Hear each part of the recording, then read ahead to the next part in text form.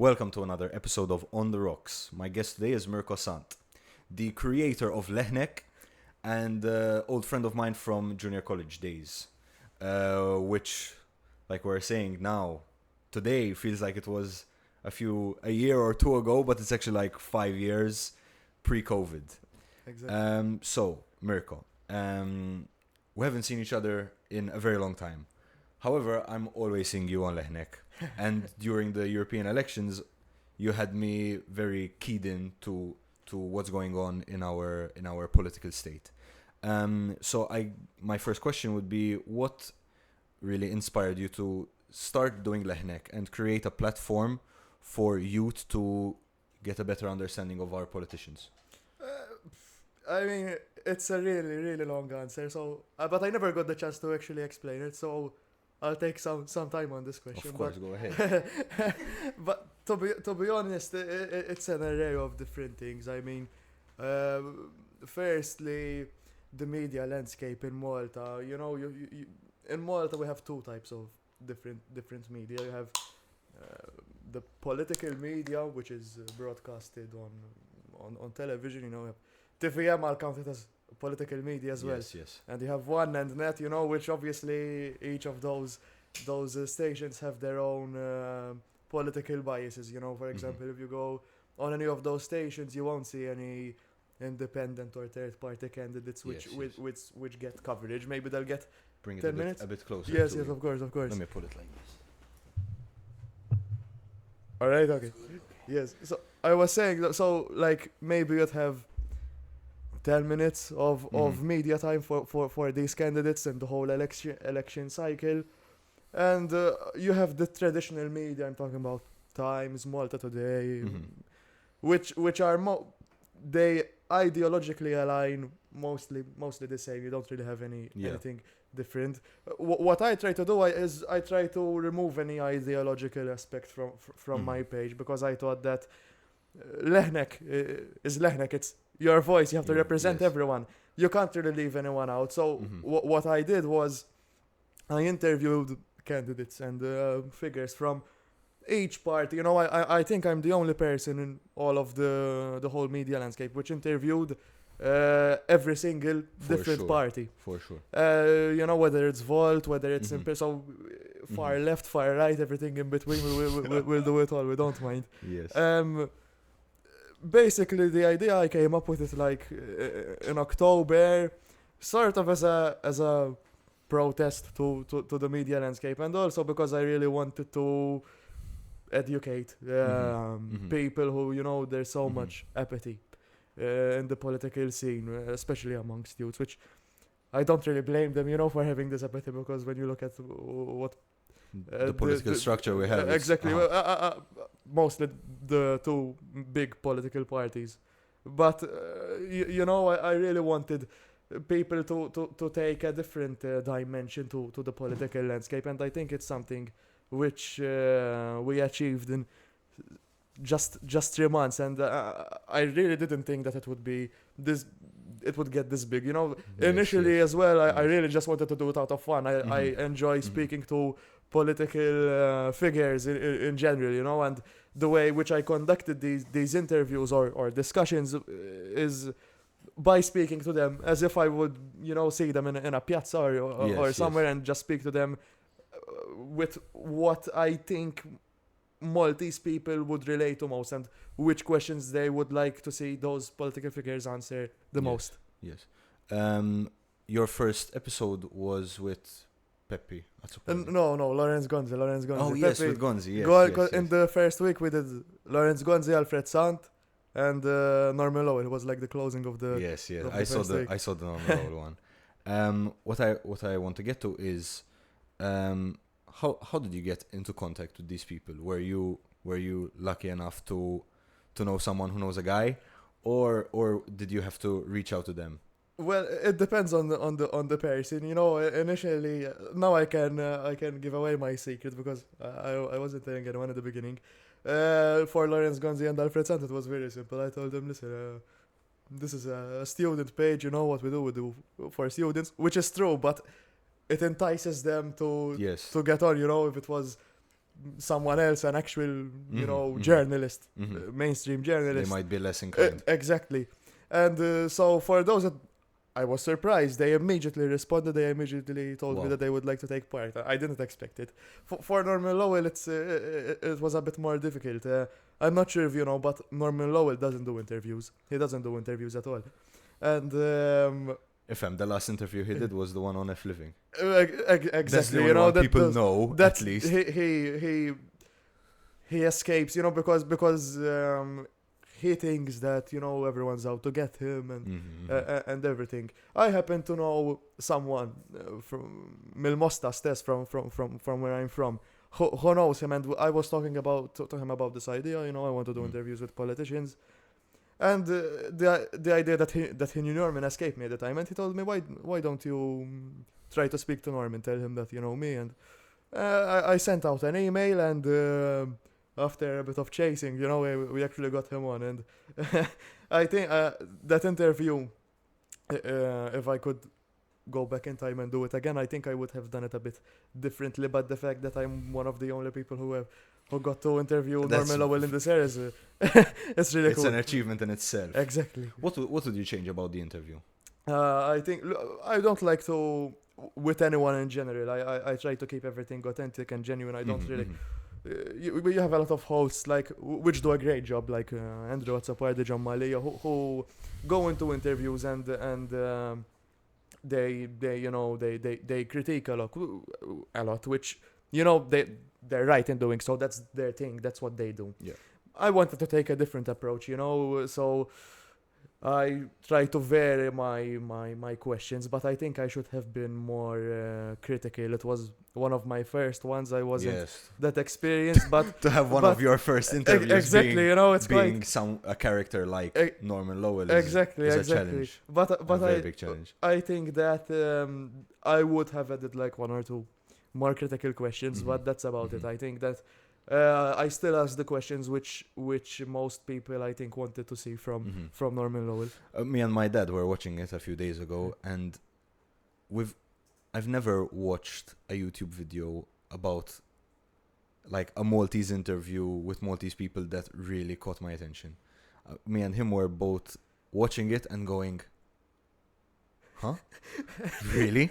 It was really difficult not to laugh. I can imagine. It was really difficult. Watching the video, the points where you zoom in, I'm like, what? Exactly. Wait a minute. It's let me tell you.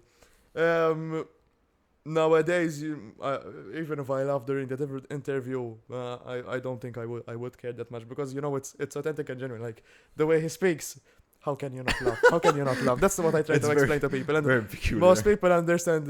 I mean, it was very difficult at that time. You're in front of the camera. This is one of your first interviews, and you already know the controversial nature of Norman Lowell, and you'd be thinking, oh, I hope I don't fuck up in some way and burst out laughing. It was very difficult. Or offend him, and he ends up exactly beating you with his walking exactly. stick or something. It was very, very difficult to try and keep that balance. I think I did it, but if I could go back in time, I would also not mind laughing. It was one of the longest ones. Lawrence, the one they're usually, it depends on, because some candidates, we did Roberta Metsola. Yes, which was 10 she minutes. only 10 minutes. And, you'd find someone like Simon Buzotil, he gave us almost an hour and 20 minutes. Exactly. But usually they're around 45 minutes to 1 hour. It depends on the guest and... Look, it's long enough that you can exactly. Depends really on how long they take to answer the questions, because some politicians they like to prolong their answer. Exactly. Even Norman Lowell was going like into his space before he gets. He takes really long pauses. Yes. At one point, I had to edit out a part. He took a pause of like 20 seconds, and I was just staring at him like. Hey, tipo, I try not to edit out much parts, because you try to keep everything authentic, but sometimes it's like... I do the same. The same. Any skit, like we have last time in the last episode, someone walked in, and I just left it in. Exactly. It's part of the nature. It adds a little bit more to the sense that it's not... We're not professionals, like... We're not gonna make money. That's out how of it should this. be, I think. Yes. It's a bit more of a genuine form of content. So let's move on a bit. So we're talking about the characters you interviewed. And you have interviewed some very strong characters, mainly being Joseph Muscat and Norman Lowell. How did you handle? You explained how you were handling Norman, but I'd like to know a bit more of how you feel when you're interviewing these larger, slightly more controversial characters in the political scene. What goes through your head when you're thinking? I'm sure you're probably a bit more careful with what comes out. I mean, I'll get into Joseph Muscat in a minute, but let me start with Norman Lowell, because he was the first one of this nature. When preparing for that type of interview, you know, I try not to overthink, because when you overthink, you get flustered. Yeah. And I think that, you know, Norman Lowell, what do people associate him with? Migration. Yes. How can Norman Lowell tackle the migration problem? It's one of my major critics of him, because he focuses on irregular migration, when in reality Malta doesn't really have a large problem of irregular migration. No. The problem is legal migration. And I try to see how he would tackle that, but interestingly in the interview he didn't really tackle that at all. No. But Norman Lowell he has a certain aura. Let me use that word. Aura. and when I saw him for the first time over there, we were filming in Imjar. He's from Imjar, and you know, I never saw him before, and you see him there with his walking stick, and Lowell, like this guy is he's not playing a character. He's really that person in real life. And it was one of the first ones, like I just said, when I actually sat down with him and we started recording, you still feel that sense of surrealness. Like, I can swear on this. Yes, you can. But what the fuck am I doing? next to Norman Lowell. Yes. But you take that experience and you for the next interviews, you know, you're like, I can't ever like feel like it's surreal. You have to put yourself at the same level as the person getting interviewed. But I think Norman Lowell is just a character which in the boring Maltese landscape where everyone is saying the same things. Yes. Disagree as much as I disagree with him. I think that we really should try to not appreciate is the wrong word, but he's such a charismatic person. He really entices you in what he's saying, and I think that in Maltese political history we never had, and I don't think we will ever have someone with that type of aura and character. Yes. Exactly, because you know, he's one of a kind. You know, if he was hypothetically a part of one of the major political parties and he says the things he says, he would be one of the most successful politicians there is. Because one of the things people say, you know, what you can't say about Norman Lowell is that he's not honest. He is honest. Yes. I think he's wrong, but he's honest, and honesty is one of the things that both political parties are really lacking of nowadays. Big time. Well, you can compare him to the way Hitler gathered all his followers. Exactly. It's populism. That's right-wing populism. That's what it is. And I was seeing the number of votes. He got quite a large number. He got 6,700. Last time he did better. Yeah. Last time he did better. I thought he did worse last time. I think because everyone expected that he was gonna do better this time. I was one of those. I was like, how can he not do better? You know, since the last election was 2019. Yes. And now it's 2024. You've seen the surge in legal migration. But I attribute the fact to his shortcomings in this election to the fact that there were so many independent candidates which did well. Doing very well. You had Cassola who got 12,000, 13,000 votes. He came third or fourth in the vote. He came third with first preference. And you know, you had Conrad Borch-Manche who was one of the main catalysts which actually addressed these migration problems. And I think Manche took a lot of votes from Norman Lowell. Because Norman Lowell is too radical. for some people. Mm. And when you have, you know, outright racist remarks, and you have someone like Conrad, some homophobic remarks. as exactly, well, yes. everything anti-Semitic, you know, you name it. But and then you have someone like Conrad who's more, he addresses the problem, but he's not going to say this type of stuff because he doesn't believe it like Norman does. Norman is really fascinating. He has 2 books. I never read them. They're really large books.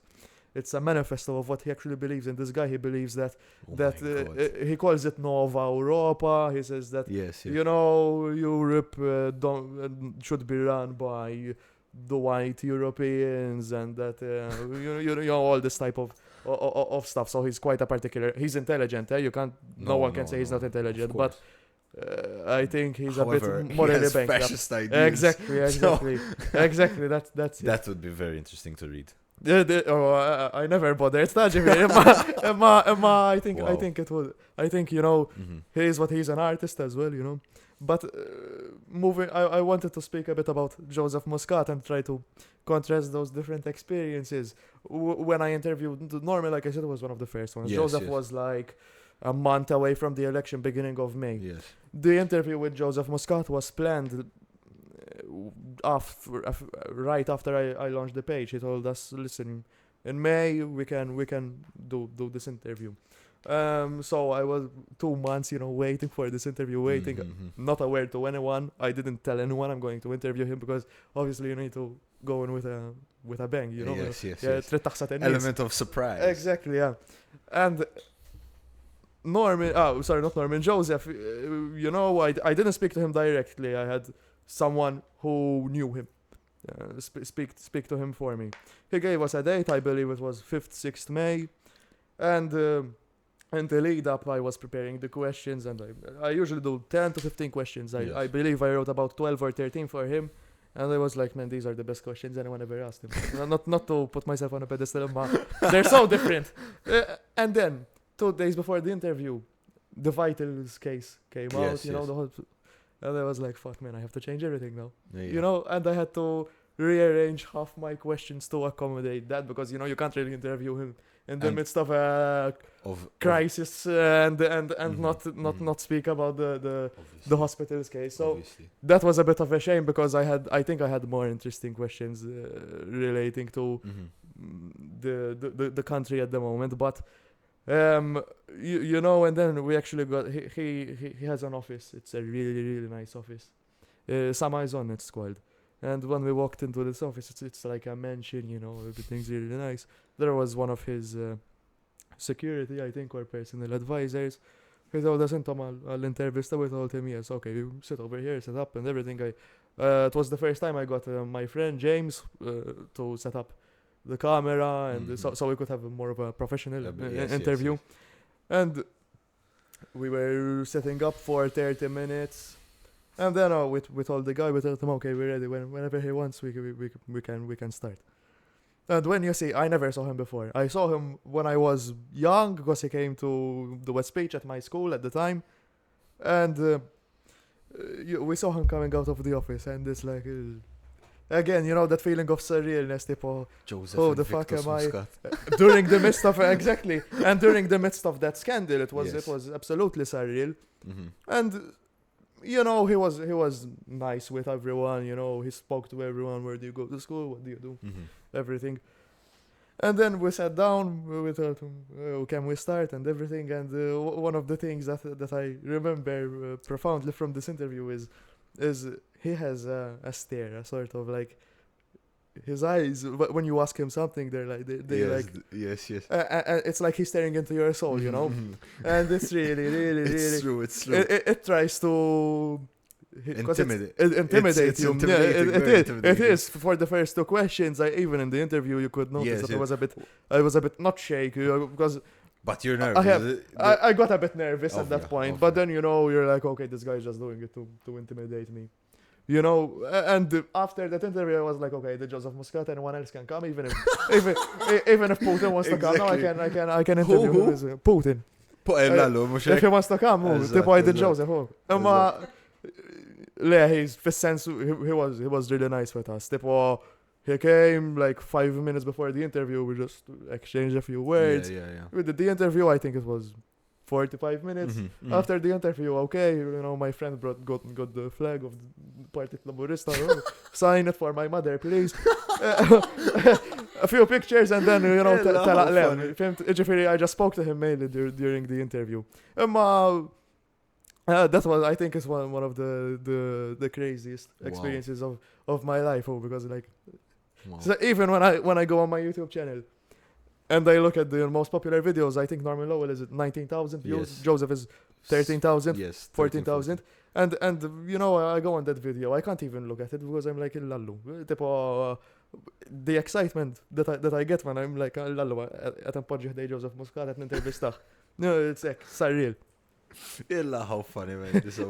This of the PL flag. Lallu, femo. Imma like, like Joseph Muscat, to some people, he's a god.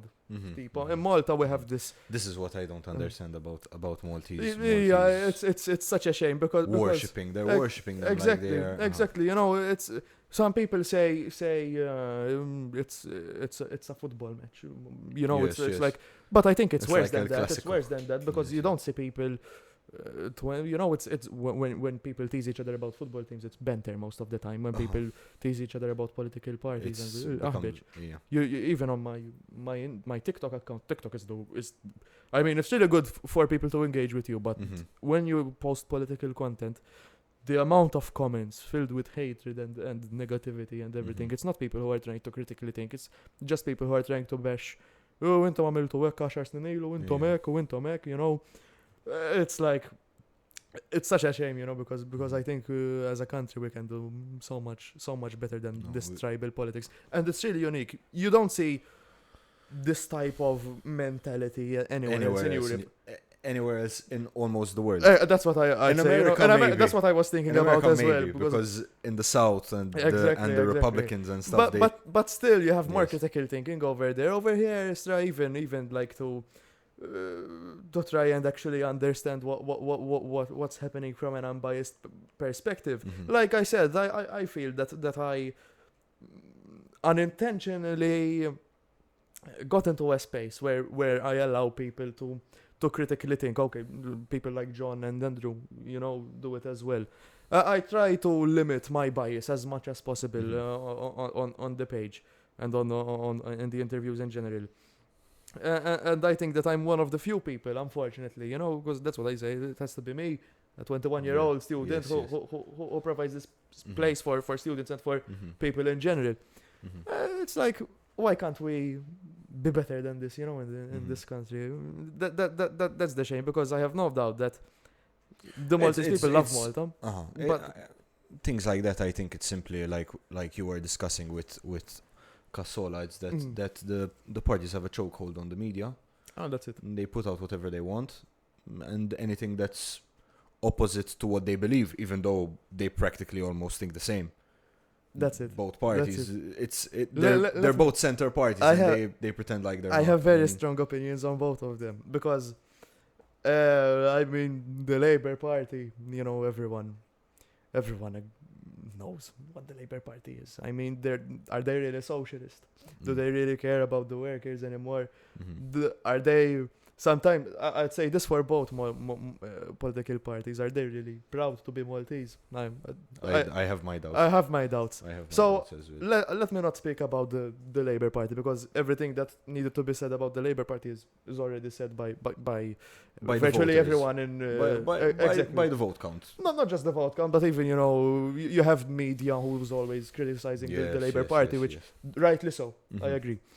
But then you have the opposition, which, even though all of these issues have been, corruption, migration, and traffic, quality of life, everything, and they can't even capitalize.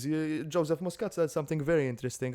I don't agree with a lot of what Joseph Muscat has to say, but he said something very interesting. The opposition nowadays doesn't know what it stands for. Yes, yes. It's true. If you ask me, I saw that. I part. think even if you ask someone in the National Party's administration, they won't know what they said. what's the vision of the Nationalist Mhm, Party? mhm. What do you stand for? Mhm. But It's quite interesting because in that episode, I think it's maybe one. While watching it, I was like, it's very true that the nationalists advocated for Europe Mhm. as the name stands, Exactly. nationalists, you wouldn't really expect it. Exactly. And then they ended up in an environment where they were kind of like, oh, wait, we agree with absolutely nothing with what's going on here. And the Labour Party was more leaning towards that. Am I correct in saying that? I think that historically, the Labour Party has been Eurosceptic. So Alfred Sant, and even Mintoff, Mintoff wanted that Malta aligns itself more with Gaddafi and Yes, yes. with the peacemaker between Europe and Africa. Mhm. That's what Mhm. he wanted Malta to Mhm. be. Alfred Sant continued to a certain extent that type of ideology within the Labour Party. Joseph Muscat, even though he was opposed to European membership at the time, he was the first Labour Party leader, which eventually transformed the Labour Party in a position towards favoring the European accession.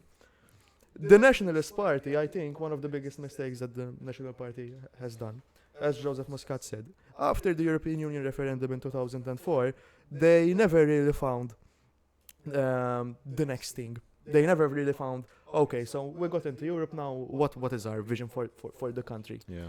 I think Simon Busuttil, I admire him.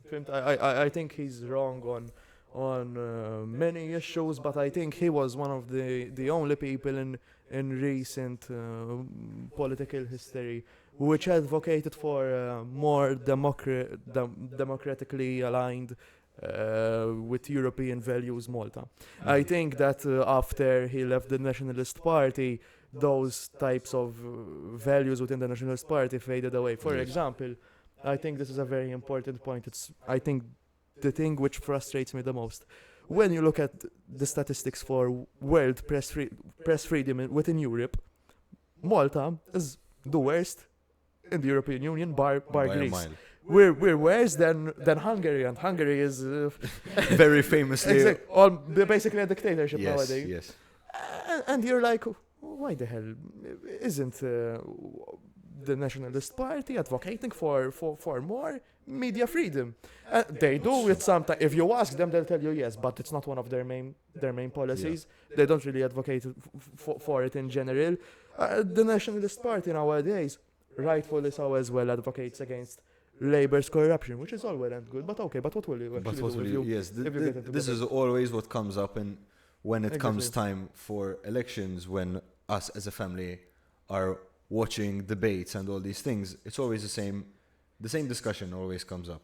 You did this, you did this, you did this. Exactly. It's not gonna be what we're gonna do to change Exactly. it. Because they also benefit from the same system that Labour use. So even if they say, listen, when we get elected, we're going to reform the media landscape in Malta, Mm. I wouldn't really believe them because I know that they benefit from the same things that Labour does. The two political parties, I think they're so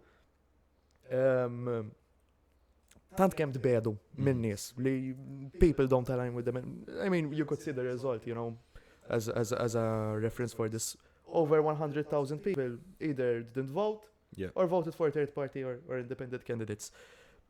People don't align themselves with No. the old political parties anymore. They want something different, but they can't offer something different because they're both inherently the same Yeah. ideologically. Yeah.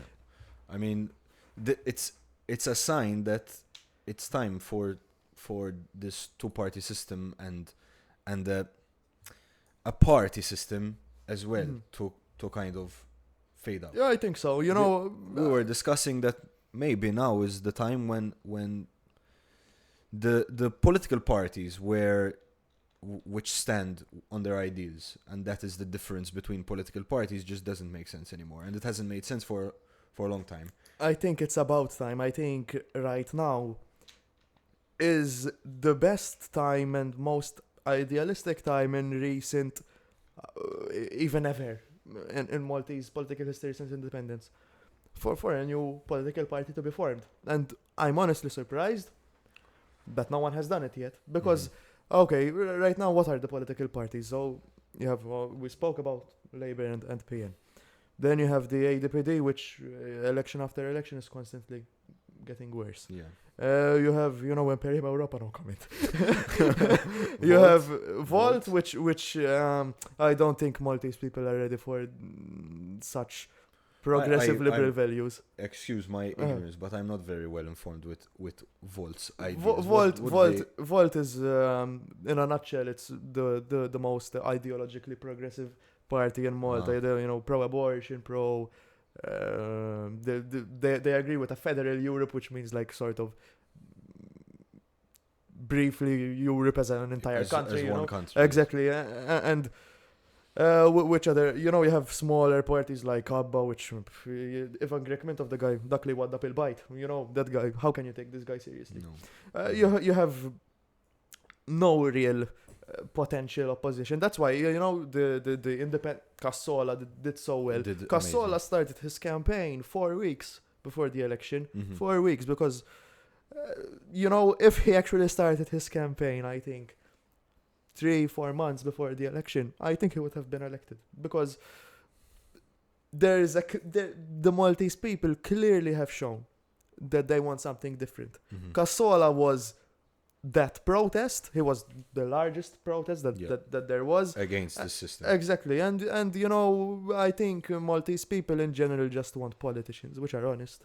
Which even if you don't agree with them, for example, some people wouldn't agree with Cassola about hunting. Some hunters still vote for Cassola. Why? Because he's one of the only honest ones over there. Personally, even myself, I would rather. Okay. I would rather vote for someone which maybe I don't align with 100%, but which I know is going to actually be honest. And when they're campaigning mhux qed jitnejku bija in generali, that's what I want to see from a politician or a political party.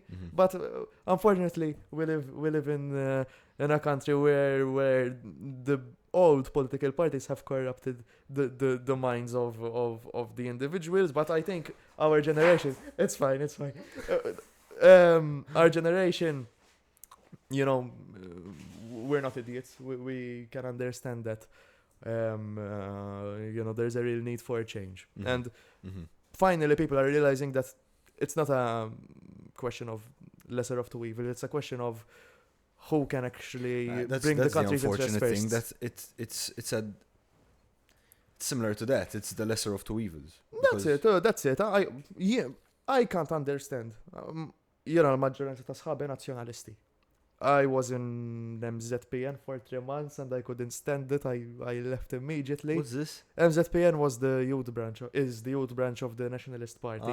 I just always wanted to be involved in politics, and I said I align maybe more with them, because they're the lesser of two evils, and I was under the mentality, if you want to do something in politics, you have to join one of the major political parties. I did, I couldn't stand it. Unfortunately, exactly. Yes. But I don't think so nowadays. I think that I proved it myself. I think that when there is a medium now in the social media age where you can actually present something different and something that people want to see, I don't think that you have to go to one of the old political parties for to advance your political career, because in my opinion, this idea that I'll go into MZPN, I'll become a local councillor, then I'll contest for the general election, then I'll contest for MEP, blah blah blah. I mean, what's that mentality? You have to do something because you actually love your country, not because I want to advance my political career. Exactly. That's the shame, and I think there are so much people in both parties which don't care at all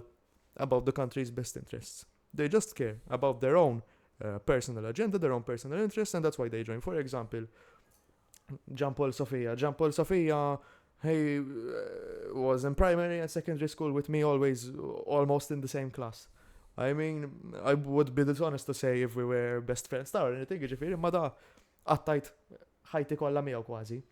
And when I saw what happened, and when I saw that vote in Parliament, where all the Labour MPs voted against, even people of my age, who were elected, in my opinion, undemocratically thanks to an undemocratic gender quota, in my opinion. Yes. It's such a shame that those people didn't have the guts to stand up for Zazuh bħalhom, just minħabba l-interess personali tagħhom biex javvanzaw il-karriera politika tagħhom. I think that's a real shame, and I'm honestly surprised that no one spoke about these youths who voted against a public inquiry for example, Sofia. Speaking of youth in politics now, Mm. we've seen now in these elections that there are almost basically children at the age of 16, Yes, 17 yes, years yes. old entering I have a strong opinion on that as well. I can imagine. Uh-huh. I definitely don't have a problem with pushing the youth to become more involved in how their locality functions. I think it is important because at the end of the day, they are the ones that are going to end up eventually reaping the rewards of the improvements done within the local council and within their locality, and the ones who may be advocating for future changes. But I still think that someone so young as 16 or 17, aside, I don't know if there's anyone who is the mayor of the council that age. Yeah. I think there is. I don't think there's someone that young, but That there are young. councillors for sure. That is a bit. That to me felt like a vote grab Mhm.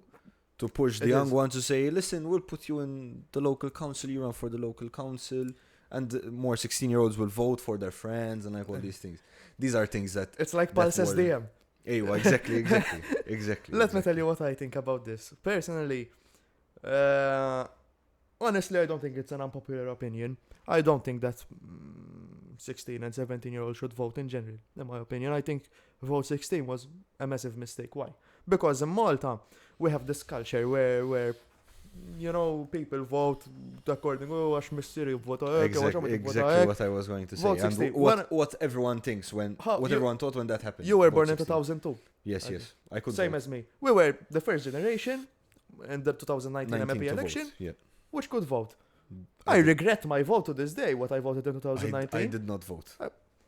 I mean, I would rather not I have did not voted vote. rather I than did than not vote what I That in voted. 2019, my reasoning for not voting was because the only person I had heard of or had ever heard speak was Roberta Metsola, Mhm. and I said I'm not gonna make an uninformed decision and feel like an idiot later. I'd just unfortunately rather throw Uh-huh. away my vote and. Well, at least you use logic in your process. Many people don't. So that's the thing. But listen, a lot of my uh, friends were joking on the vote on normal law. I know people who actually Exactly. did. So Let me tell you, when this idea of 16-year-olds, 17-year-olds voting, it was such an obvious ploy by Mhm. both old political parties. To pander towards the youth and we're giving you a voice in this Yes, election. yes. I'm sorry, but I'd rather have informed people. I'm not saying that everyone who votes from 18 onwards is it's informed. yes. But it's true. 16, 17-year-olds, even if you look at, I'm an SDM. You look at who's going to junior college, who's going to higher, who's going to them. These people don't care at all about politics. They don't care at all. This vote 16 had absolutely no effect on them. If anything, you just enabled them to vote exactly like their parents vote. Exactly. In my opinion. On mayors, 16, 17-year-olds becoming mayors. Same logic. I understand that, okay, if you are enabling 16-year-olds to vote, you should also give them the opportunity to be run. represented in councils. That I Yes. agree with, but Yes. my logic stems from I don't think they should be given The the vote right to anyway vote in in the the first first place. But that is what it is. This is the same logic which both parties used with the gender quota. Mhm. I think if you go anywhere and ask people about the gender quota, the absolute majority of people are against the gender quota. That's what I think. I would say I'm against it as well. I think. Let me tell you why. Because you have a mechanism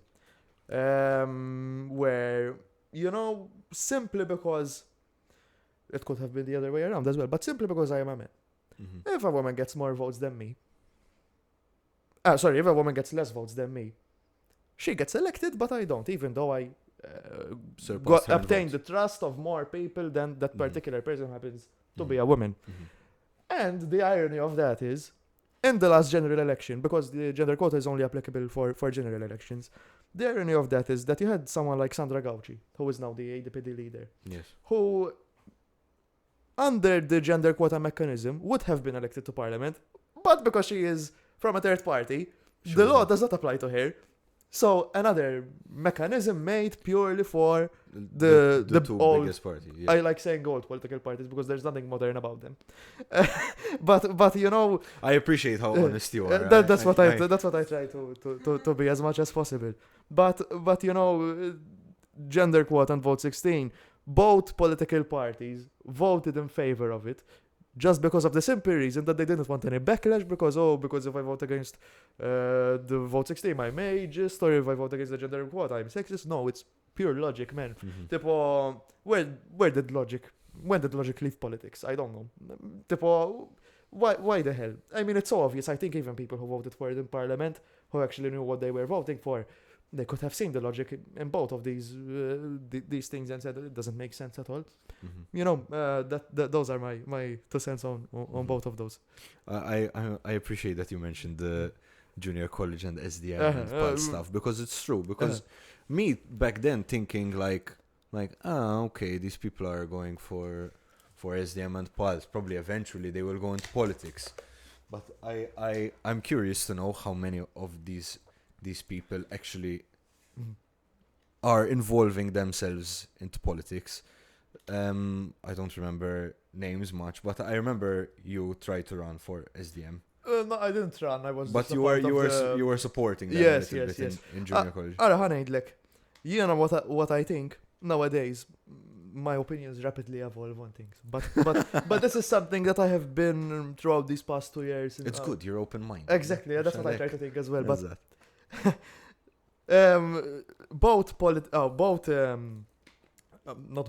the student organizations in general nowadays, in my opinion, not all of them, because there are some organizations which do a hell of a job. MKSA, which actually advocate for social justice.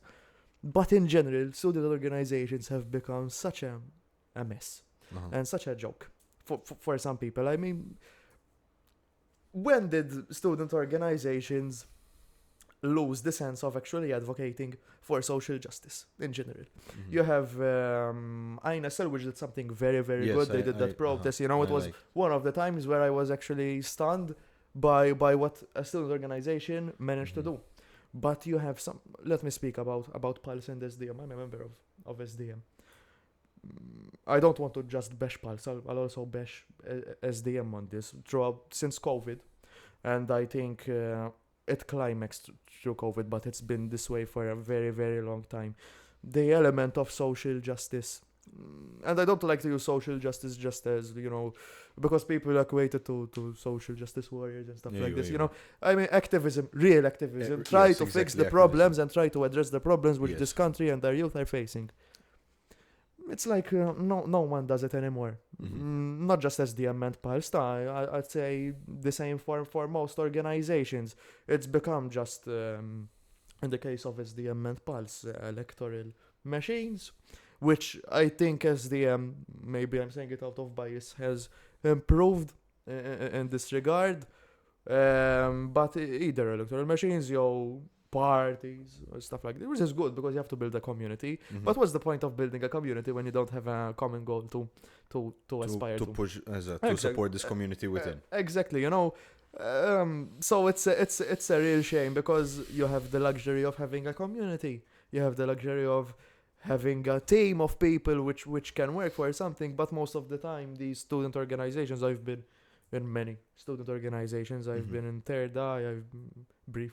I've been in ESO. You know, I find it very difficult for me personally to actually do something, because most of the time in student organizations nispiċċaw ħanajda bil-Malti f'batti bekki irrelevanti, x'kulur ħanamlu r-risbens, x'kulur ħanamlu l-flokkijiet, tipo who gives a fuck, man. I want to actually work on something which will influence, you know, and which actually engages people into the community. That's why I built what I built to a certain extent, because I felt failed time after time by student organizations when it came to the point where, okay, if I want to do something, I just have to fucking do it myself. yourself. Like, you know, you can't depend on other people when there's something you really want to fight for. I resonate with you a bit Mhm. on that because I don't know if you know, but me and Federica and a few of our friends, we started a student org. The Musa, Eva, that's the newest one. the newest Yes, one. yes, yes. That was our I didn't know you started it. yes. Me and Uh, Nikolai Bonella, our uh-huh. president and vice president. All right.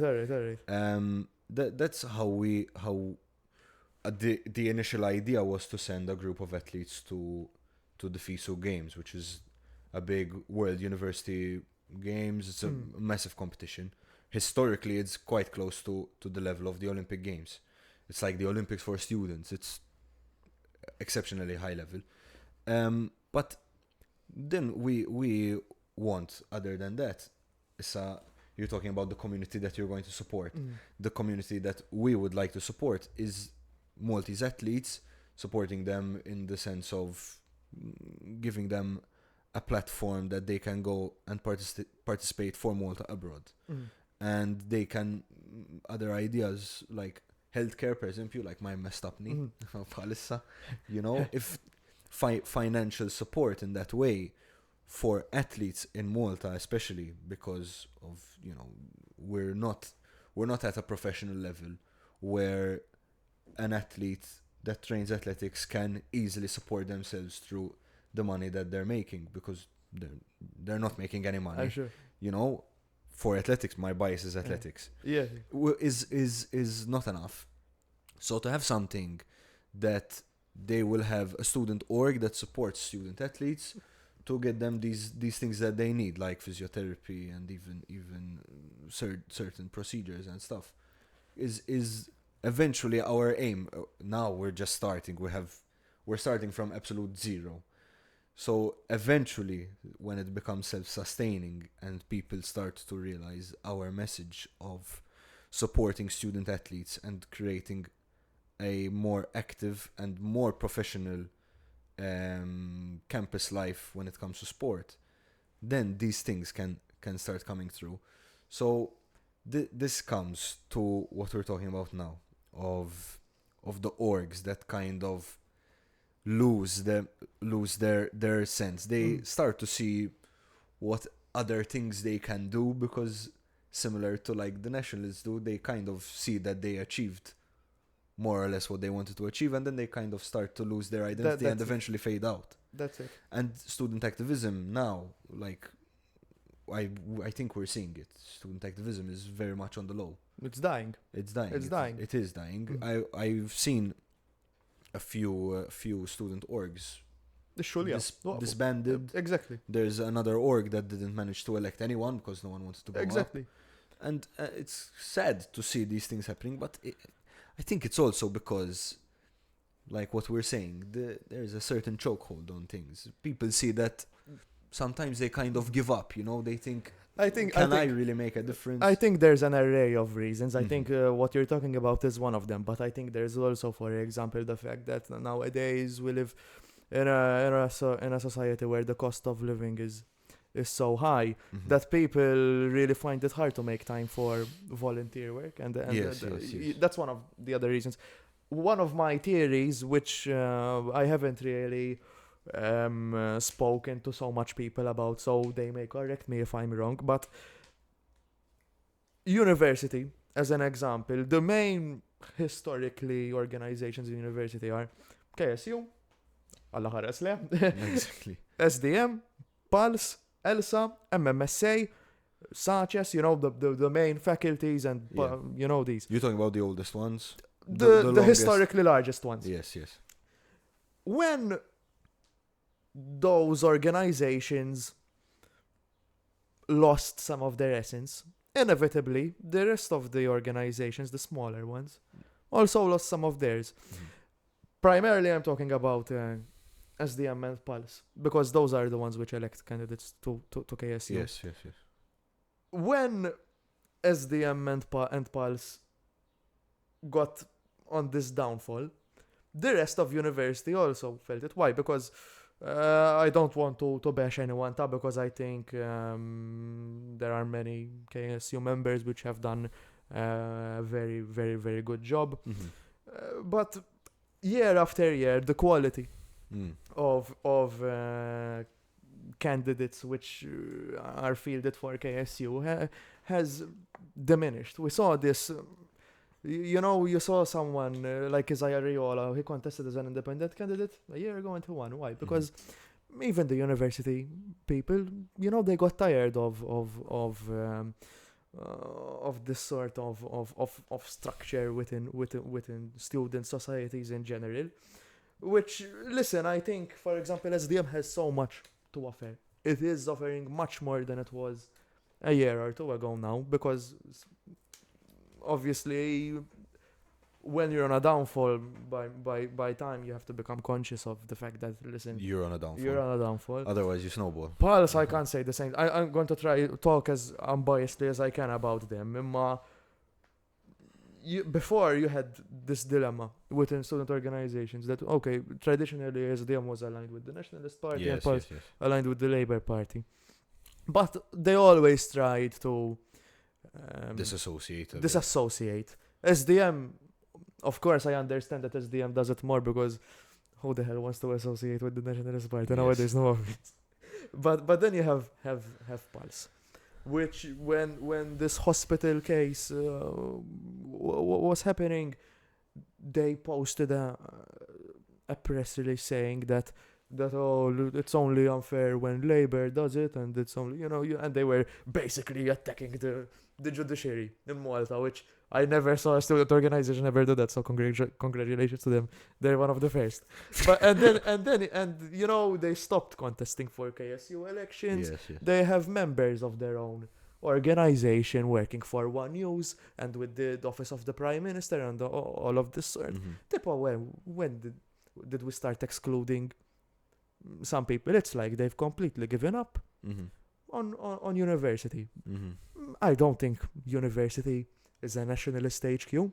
I think university is one of the most open-minded, free-thinking places in Malta, and you have a community of people, where we're so lucky that as a university that we're not blinded by red or blue. There are some people, of course, but you find those everywhere. Yes. But you have that luxury of trying to engage these free thinkers, but instead you're going into the trap that the party above you is trying to control the masses, and you're trying to do the same thing with it's not going to work on university students, and that's why I think they've been so unpopular throughout the years, and they can't even find candidates to field for KSU anymore, and they don't even contest.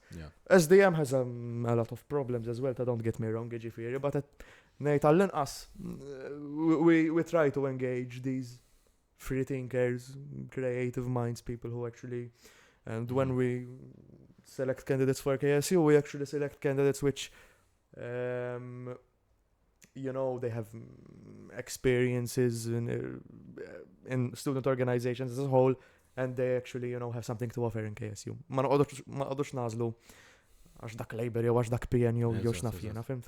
That's something which it's important, I think is good to select an intellectual, not someone who is exactly intellectual. Listen, I don't think many people of our age are intellectuals. Being intellectual comes after experience. Yes. True. Emma, you have bright people. Let's use that word. Yes, no, definitely.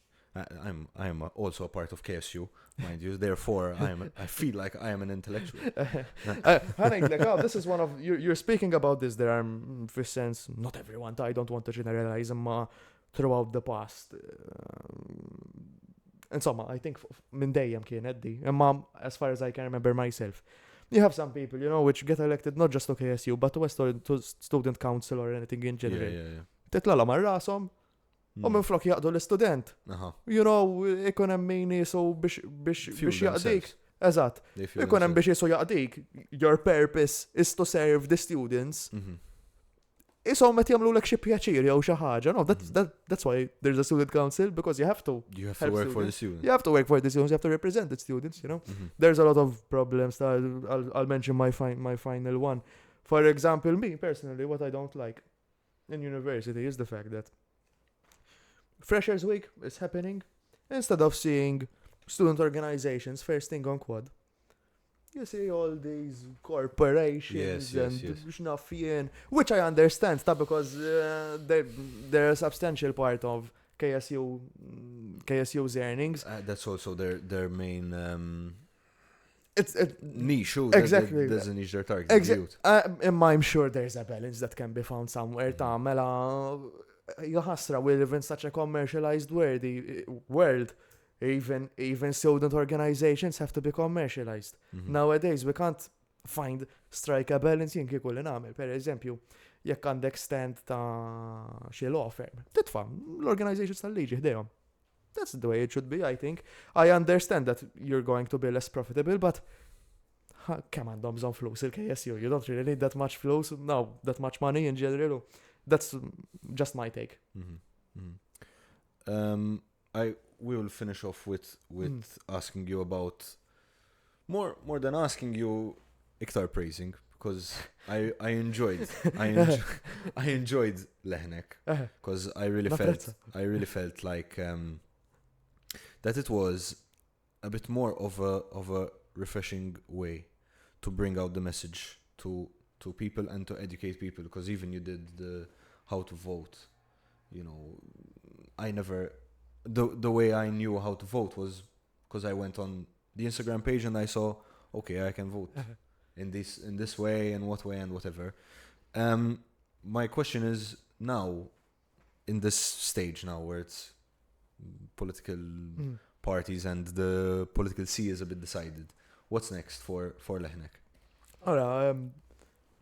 This question I've been getting it, believe it or not, every day. I always tell people it's I can't really say everything, because you have to, I think, what I always envisioned. This I didn't explain. I think it's important to explain it. The interviews.